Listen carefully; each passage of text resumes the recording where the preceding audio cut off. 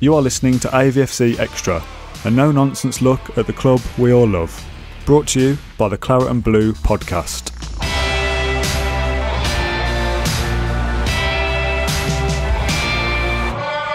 Hello and welcome to AVFC Extra. I'm James Rushton, and today I'm delighted to be hosting another episode on a complete Aston Villa schooling of a supposedly elite opponent.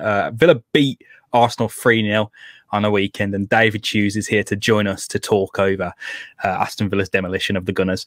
It's a really good episode. I think if you've listened to our Ross Barkley one, you'll know exactly what to expect, but this one is a really good one for Villa fans. I learned so much about the team, and it made me kind of take off the seatbelt in terms of my caution about the predicting Villa's finish this season. So yeah, it's a wonderful episode, and I hope you enjoy it. David, how are you getting on? I am very good, thanks, James. How are you?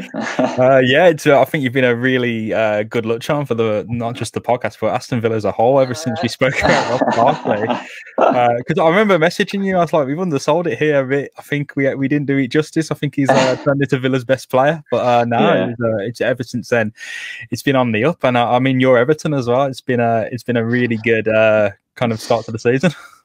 Yeah, it's turned a little bit sour from an Everton point of view, which is why I'm opting to focus more on enjoying Aston Villa at the moment. I'll jump back on the Everton bandwagon when they start picking up a few more results. See, I was thinking that myself. I thought if we have Josh or David on after, the two people who've analysed players and matches with us, if we have those two on after Southampton and Leeds, like I'd have said the same thing. It's turned sour now. It's typical Villa again, but we had the faith. We beat Arsenal, and I mean, as a watching neutral, I guess we spoke. You're fairly fond of Villa. I'm calling you neutral is a bit of a lie, I think. But what did you make of that match? It was a really intense one from a Villa perspective. All positives. Yeah. It was such a good win, such a good result, such a good performance. I was really impressed, especially because what I like is just in terms of us.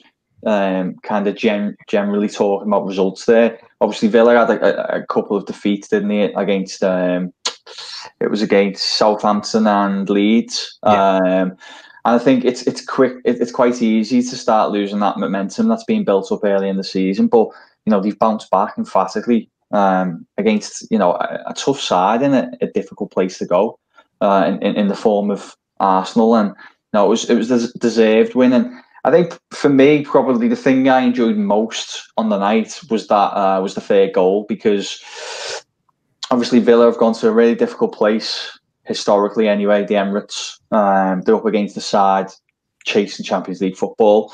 They've gone 2-0 up, not long left in the game, and Martinez's decision to distribute the ball really quickly, throw it out, and they go and get a third goal. There was just ambition there, and I really, really liked it. It was as I said, it was probably the best moments of the night for me and the best moments of the performance.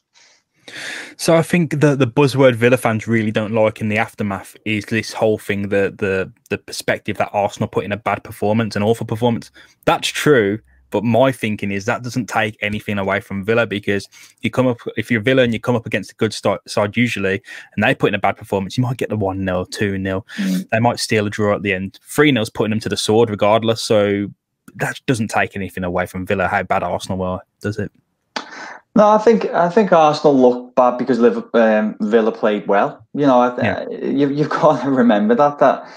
Yeah, Arsenal do have the issues at the moment. They seem to be a lot better defensively, but in terms of going forward, they're not great. I think you can attribute that a lot to Arteta and his tactics. We may come on to that in a little bit, but I thought, from a Villa point of view, the game plan worked perfectly. And yeah, I think that's a problem with media, if I'm being honest. I think there's always this perception that if a medium-sized club goes up to one of these bigger top six clubs and gets a result, it must have been because the other side weren't at the best. But I have to say, I disagree. I thought Villa were one of the reasons why Arsenal was so poor. I mean, I'll have a quick look now. Because I know Arsenal haven't been pulling up trees at all this season, but if you have a look, they obviously won at Old Trafford the week before. They had 2 defeats to Leicester and Manchester City, but they were both 1-0. Slender defeats. So it's not as if they've been on a horrendous run of form, conceding 2 or 3 every week. They haven't. And of course, Villa have gone there. They would have been on a high, especially winning at Old Trafford for the first time in maybe 16 years or something. And Villa have gone there and won comfortably 3-0. So, yeah, I have to say, I'm not really buying that narrative, and I can understand why it's a little bit frustrating from a Aston Villa point of view. Yeah, I think when you hear that Arsenal put in a bad performance, I think everyone turns to the fact that what about Villa? And I think that is a situation most clubs are in that aren't in that top six, that big six. When they get that win, it's not reflected on them, is it? Very fairly, as you said. But going on to this tactics and Arteta, because I saw an interesting line picked up by the Athletic, and they're gonna. I think the police were coming in for me then. It's because you mentioned Athletic, I think. Yeah. But I saw that they said that Arteta was directly at a certain point in the game, the frustration built. Arteta was directing his players, not just through the the motivational shouts of press here, chase the ball, do this, do that. He was directing each pass, and I think at an empty stadium, emptier than it usually is anyway, Arteta's making the shouts that everyone can hear that, and I think that made Villa. I think that was at 2-0 for Villa. That would have made their job so much easier. Was that something that you think Dean Smith could have taken advantage of, or even just the players just hearing that? I think when it gets to that point, you're not fixing anything, are you? Nothing's gonna work. No, exactly. I think definitely for the players that would have been a positive, because you start looking at each other and thinking, these don't really know what they're doing here. They haven't got an answer for us. The coach is trying to coach from the sideline. And I think it's really difficult to influence things in the midst of a battle when you're the coach. I think once the player's out on the pitch, it's on them. Yeah, you can make adjustments at half-time, but you can't really change much midway through the game. And I think a lot of this is Arteta's issue at the moment. He has a clear philosophy. He has tactics that he wants to deploy, but they're very disciplined and rigid. And I think they've helped them defensively, but it does definitely shackle, creative freedom within that side, because they have good attackers in that side. But as I said, you shouldn't be trying to talk through your team on the pitch. It just doesn't work. And I think I go back to that point, as a coach, it's really hard to influence things when the game is going on. I thought a really good example of that is if you look at that game between Liverpool and City on Sunday. And Liverpool obviously started the game in a completely different formation, different setup. And the idea behind that, I think, was to try and catch City cold.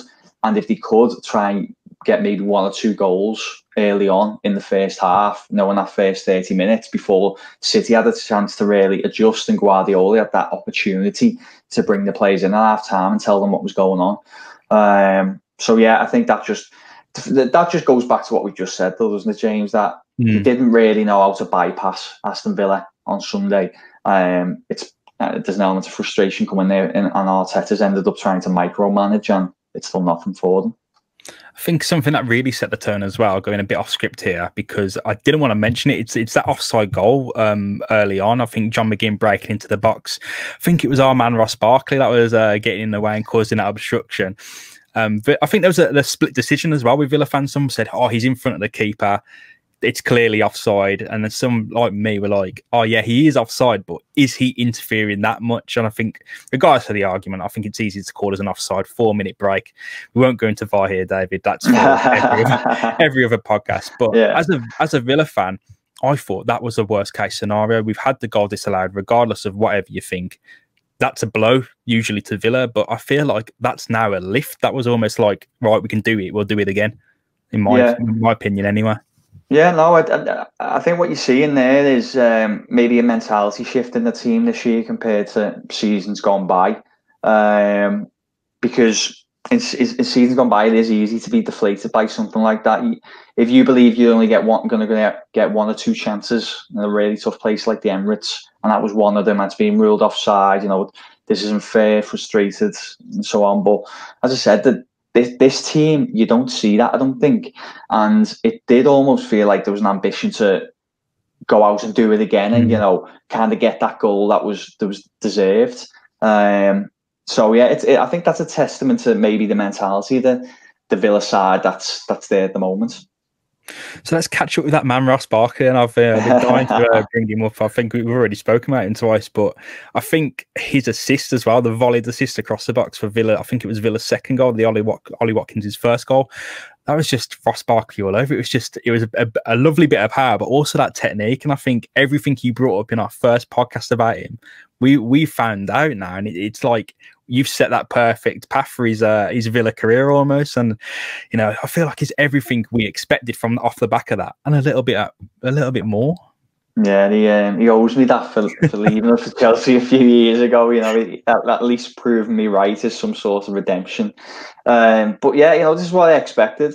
I must say that goal in particular, you know, I was jumping as much around the living room as I think Villa fans were. Just fancy football. You know, I put Barkley in there early on because I knew the kind of output he produced, and got Watkins as well, so I loved that one. But yeah, this is what he is. You know, he's in many ways, not necessarily in playing style, but he is a kind of replica of Grealish in terms of just pure, you know, creative and attacking output.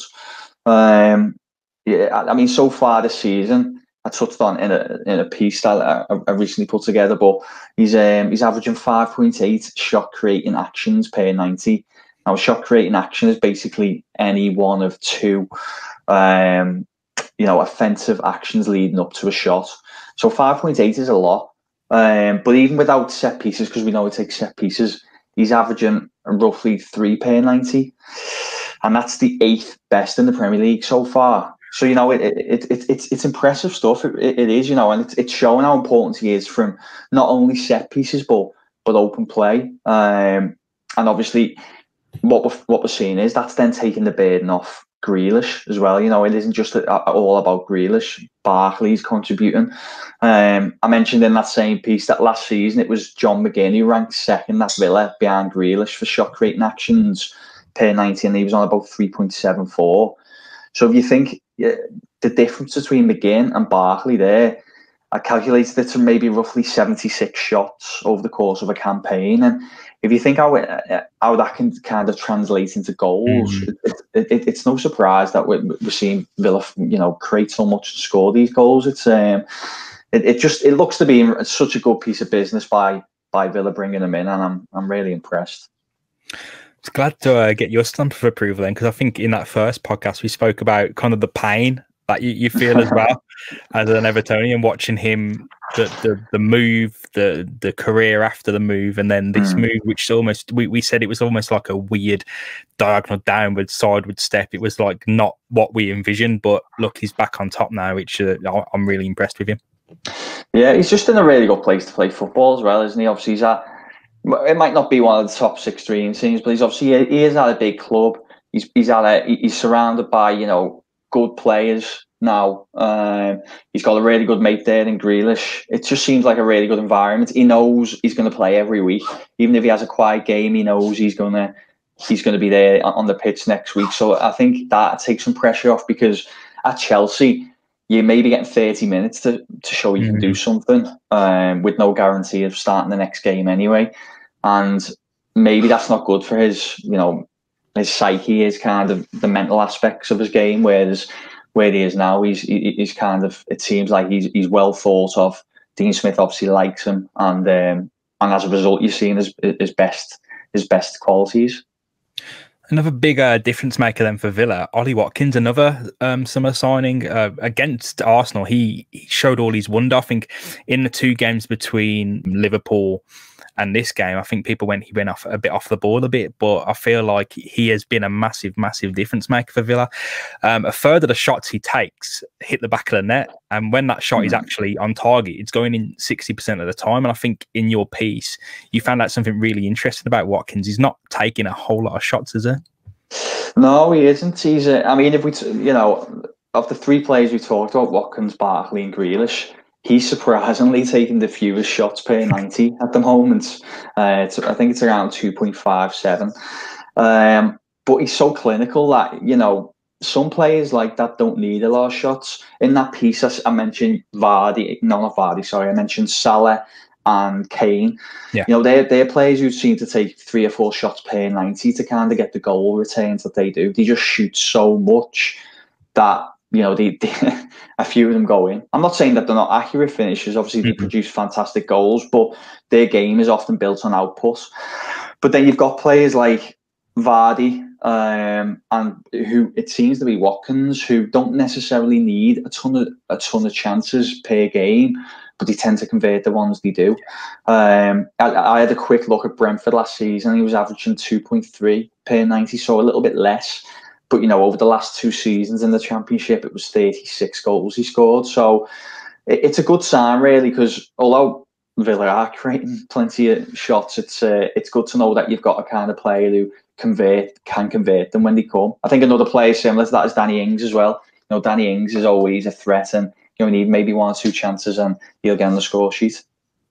Talk to me a little bit more about that shooting then, because I think in a graph that you've produced, you've got them placed amongst the elite, not just in terms of taking these chances, but creating these chances. Is that down, as we've mentioned, to better support alongside Grealish, or has Grealish found another level? Because I'm leaning towards the former there. It'll be I imagine probably a bit of a multitude of things. I think it definitely helps, and we talked about this last time I was on. It really helps that Villa were going to have, and now do have, more of like a multifaceted attack. For me, if I think of a typical kind of Villa attack, you see Grealish kind of picking the ball up in a transition, or someone winning the ball out to Grealish, driving forwards, bypassing players, bringing players towards him, creating spaces.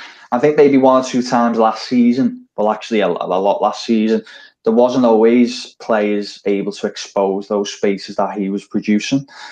But now, if you've got Barkley running up alongside him, he can punish you. You got Watkins as well. So what you're doing is you've got a couple of options for him to pick out. He can either feed the ball into one of them to unleash a shot on goal, or we know he can do it himself.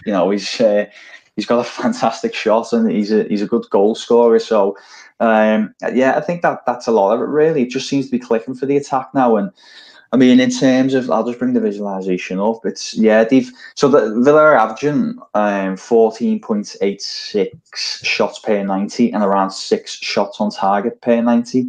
I think there's only really no one can better Villa in terms of shots on target. I think Liverpool are the only side who are averaging more shots in general.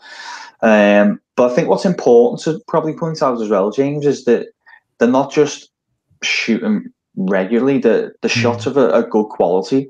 In terms of expected goals per shot average, they're ranking 5th in the division.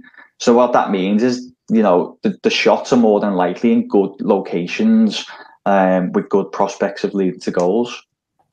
On the other side of the pitch, then, I guess I said a more boring side of the pitch. What's standing out for Villa defensively? Because I think this was a common thread last season, that Villa wanted to be the team attacking wise. They are now. They did that, and they got punished because they were, I guess, somewhat naive. So, what is standing out from defensively? I think the thing I would say is, obviously it looked really bad, didn't it, for a while? Certainly before lockdown. It was poor. I think Villa were averaging around 2 goals against per game, which is, a lot. You're basically asking your attack to score 3 goals to get a win every weekend. It's in this division. It's really difficult. I think if you look at Everton, actually now, that's a problem they have. They've conceded 2 goals or more in the last maybe 4 fixtures. So it's no surprise that they've stopped picking up results. That was why I think Villa struggled. But interestingly, post lockdown. And it is sometimes hard to quantify how these changes come in, but the numbers just look so much better. From that kind of 9-game sample size, or 9 or 10 games, the underlying numbers did really improve. So I think maybe we're seeing some of that.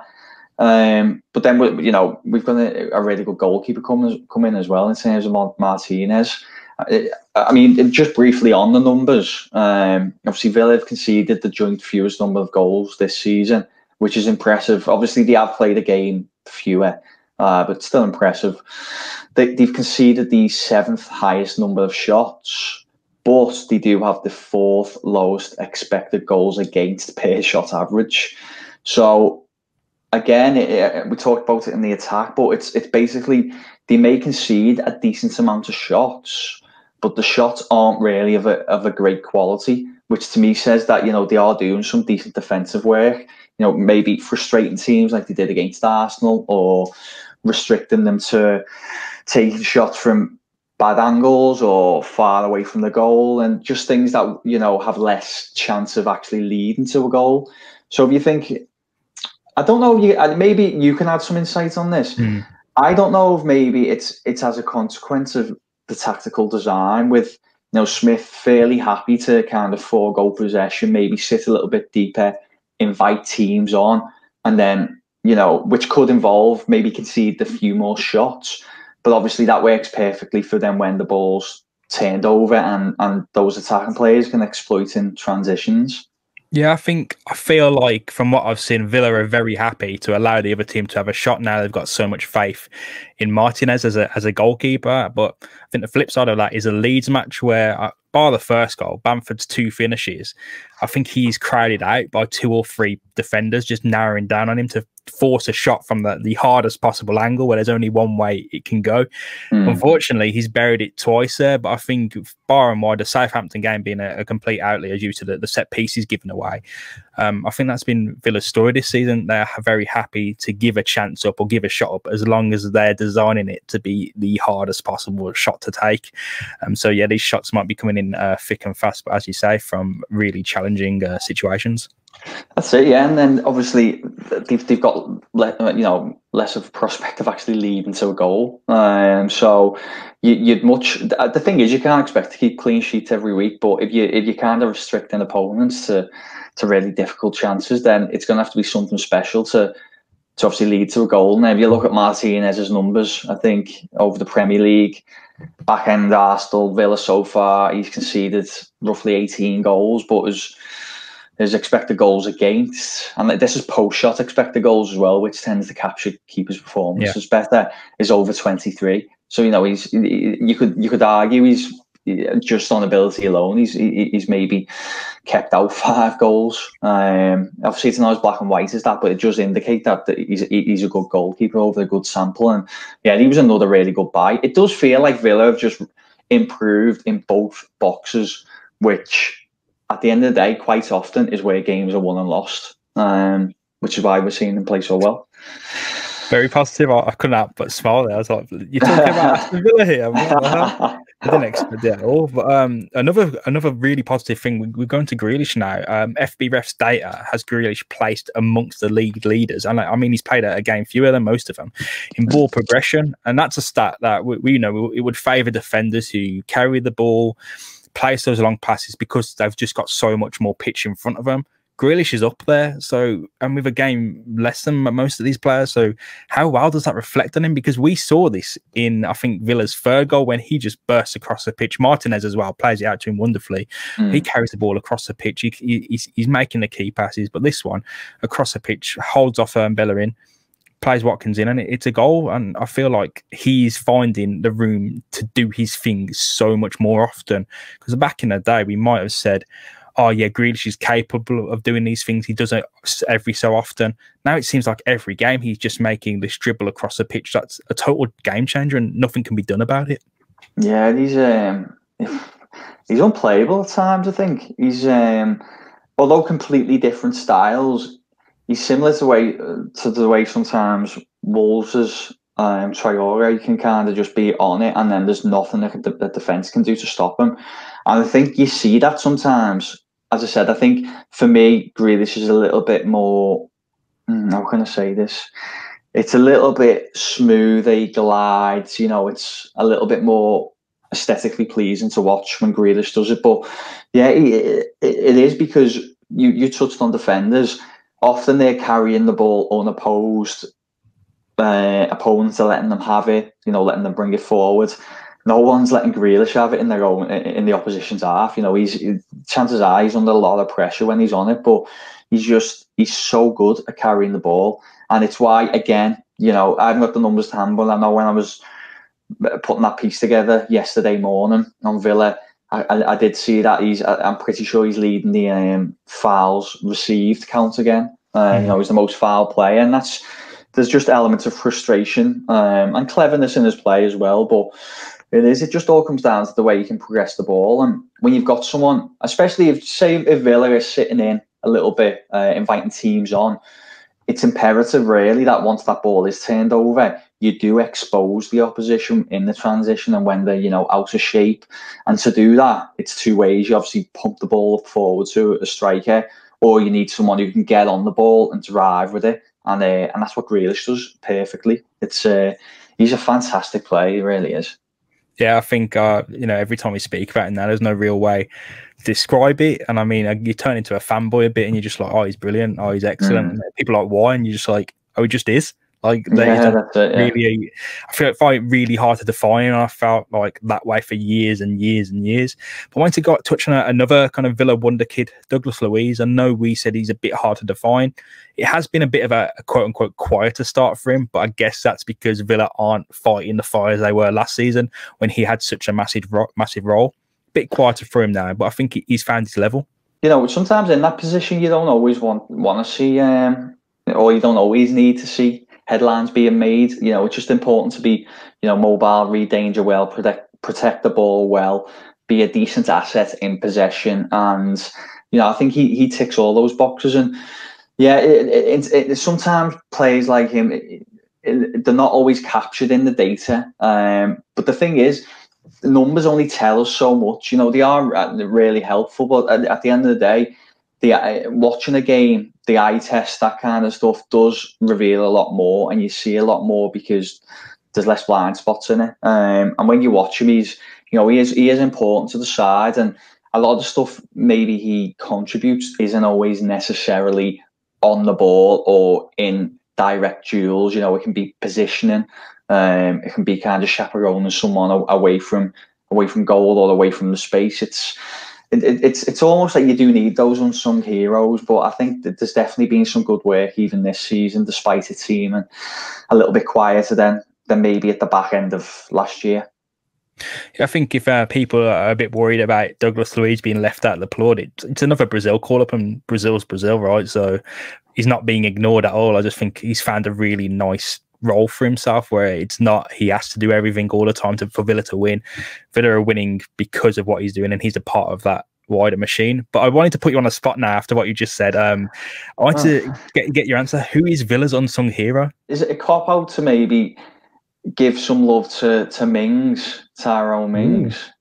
No, I think because go on, sorry. No, that's a good one, because I think with Mings, because of his profile, the role he plays, and how involved he is with almost everything, anytime there's a slip up, people are just like, oh, Mings isn't that good actually, is he? But I'm really interested now to see where you go. I just think he's such a reliable kind of character in that defence, and we've seen the defence improve, and he's been there both when they were struggling and when they have we've seen the improvements, and I think he really suits the game that's employed in terms of, you know, when you're sitting deep, you kind of need to be a player who can deal with aerial threats coming into the box, who can you know, be reliable in the tackle.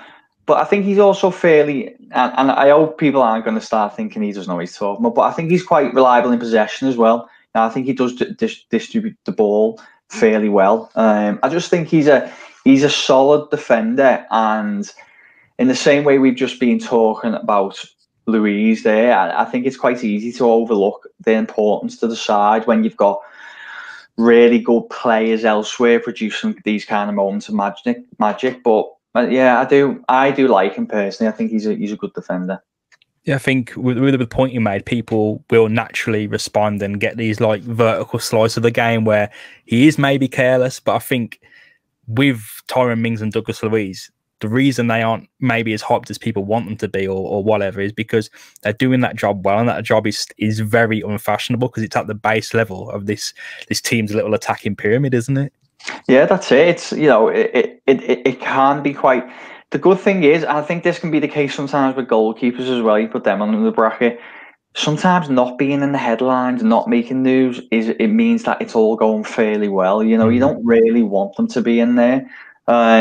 I mean, you can say, you know, wasn't he a rock at the back today? You know, he's fantastic, really reliable. But the chances are, normally, if a defender's making the headlines, it's because they're making all kinds of errors, and, you know, costly things. Same with keepers, and you know that's not really happening. So yeah, it's just, if we're talking about unsung hero, I think he's got to be in the conversation. So realistically, David, have Villa's expectations changed now? Because I mean, yesterday on the podcast, as a Villa fan, I'm still like a bit nervous about saying top six. But when I saw it in your piece, I was like, seatbelt off now. Then, if someone has reviewed this and is saying this outside of the club, I'm all for it. So expectations, I guess, before the season, it was to earn a few extra points per game just to get their level a bit higher than they were, avoid the relegation battle, finish 15th to 12th. But I feel like you've come out the gates swinging. You've come out the gates full speed ahead. You've won matches you probably didn't expect to get any points from, like just looking at the whole schedule. And yeah, there have been losses against Leeds and Southampton, but by and large, this team has set a new standard. And I feel like, is that something? Is it a new normal now for Villa? Is there going to be a slip off, or have they achieved so well now that they need to readjust these expectations? That's kind of why I wrote the piece that I did, because obviously, and if anyone wants to see it, it's on my Twitter at @Hughes_. Basically, I got, because it wasn't a reach piece, so it wasn't part of my employment. It was part of a newsletter I'm involved in, and I got up yesterday 6 a.m. had a coffee, and I thought, right, I know the results have been there, but I want to know if Villa are actually good. I'd underlying numbers saying that they are, because you'd often see teams are getting results, but the underlying numbers are saying that they're a little bit fortunate. They're not actually putting in the performances, and you're probably going to see them tail off. I thought a really good example of that, if anyone does who's listening, watching, who keeps an eye on the Championship, was Reading. Reading started really well, really impressive, tons of clean sheets, and then I had a quick look, and I think they had the fewest number of shots in the whole division at the time, and I just knew that wasn't sustainable to keep winning games when you're doing that, and they fell off a cliff a little bit now. So I thought, is this going to be Villa? And the reality is, it doesn't look like it is. All the underlying numbers are good. Villa look like the team that we're seeing in the results. They're performing well. I thought it was important that they bounced back from a couple of defeats, because make no mistake, that the division this year is crazy. It's exciting. I'm loving it. Anybody can beat anyone, so you are going to pick up defeats, but how you bounce back from them. Villa did that, I thought, really well at Arsenal. Numbers are good. So if you put me on the spot, I'd probably say Villa can achieve a top 10 finish this season, but they should, based on what we've seen so far, have some ambition to go and try and chase a Europa League spot, because they're only four wins away from all the wins they achieved last season, wasn't it? 9 last season, I'm pretty sure. Now 5 now. Yeah, I hope I'm right in saying that. So they've already got the points on the board. The performances are there. So, why not aim for top 10 and have a little bit of ambition to maybe go a little bit further and pursue some European football? Because if you're going to do it, this will be the season, because this season it looks like it's going to be wild, and anyone can kind of win anyone, and anyone can achieve anything they want, I guess. I hope we're reviewing Villa's Europa League qualifying knockout next year, then in June, July, whenever it's going to be. But yeah, David, It's been brilliant having you on again. I know you've already mentioned your Twitter, and we'll have it in the description below if you do want to follow David and check out his writing. But I wanted you to tell us a little bit more about this newsletter you're doing. Yeah, so it's something I've basically set up with a friend of mine, Sam Maguire, on Twitter. Annoyingly, he's a Liverpool fan, and there's too many of them in the world, but he's a good writer. And we kind of decided that beyond our roles through the day, obviously my role with Reach, that we do something maybe that can just be about ideas that we want to look at. Obviously, yesterday it was Villa. There's other things that we've covered in there that you'll be able to see, but it's if people want to check that out, you'll be able to find it on my Twitter. You can sign up as well to the mailing list. It is completely free. So that's what we're working on. Just if people can go and check it out, really appreciate it, especially the Villa piece, because obviously my audience of Villa fans is fairly small. Although I must say, and me and Josh both spoke about this recently. We've both appeared on this show once each, and the fallout was like so bizarre in a good way. Like, everyone was so positive and nice and reaching out to us, saying nice things, and I'm just not used to that at all, because we've been on the likes of Newcastle and things, and admittedly in the Newcastle podcast we did basically say look, your team isn't that good based on the numbers. But but as I said, Villa fans, the experience we've had just fantastic, and people reaching out, we do really appreciate it. I do, but yeah, do check out the Villa piece if you want. I think hopefully it makes for good reading for Villa fans, and then if you can, obviously join the mailing list on the newsletter.